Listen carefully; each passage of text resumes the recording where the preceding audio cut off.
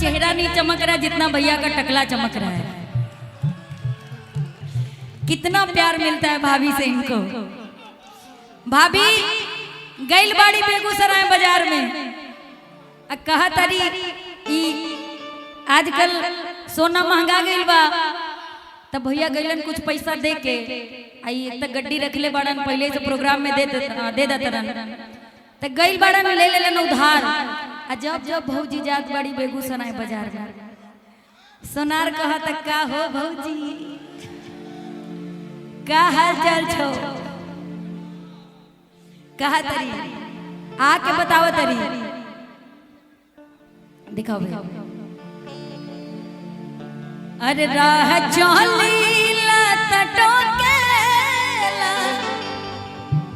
ई सोनार सैया जी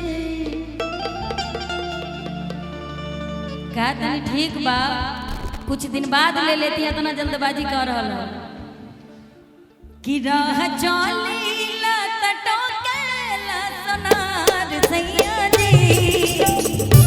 काहे नथिया गढ़वला उधार सैया जी काहे नथिया गढ़वला उधार सैया जी राह चलीला तटोकेला सोनार सैया जी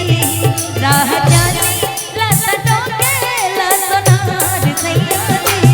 काहे नथिया गढ़वला उधार सैया जी काहे नथिया गढ़वला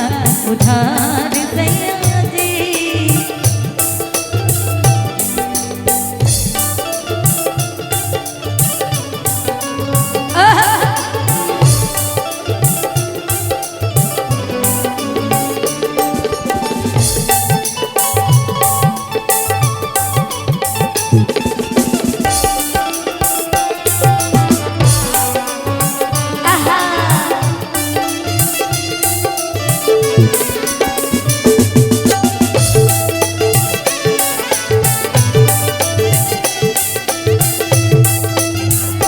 कहा तरिए राजा जी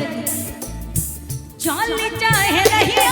धागे चल चाहे गोली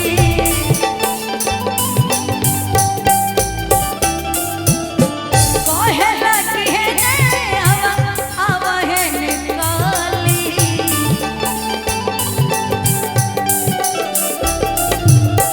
चल चाहे रहिया धागे चल चाहे गोली कहे लगी बाकी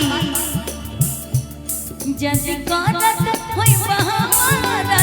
प्यार सैया जी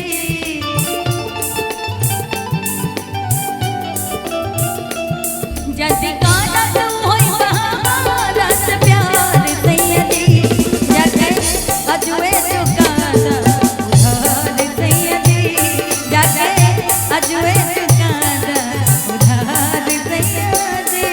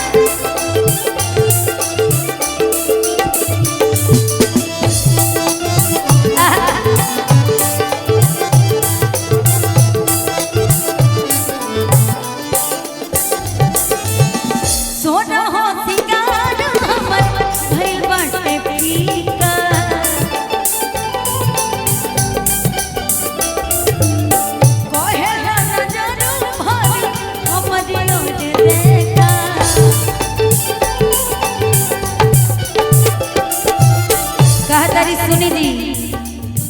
सोना हो सिंगार के पेन्हे जब गहना बा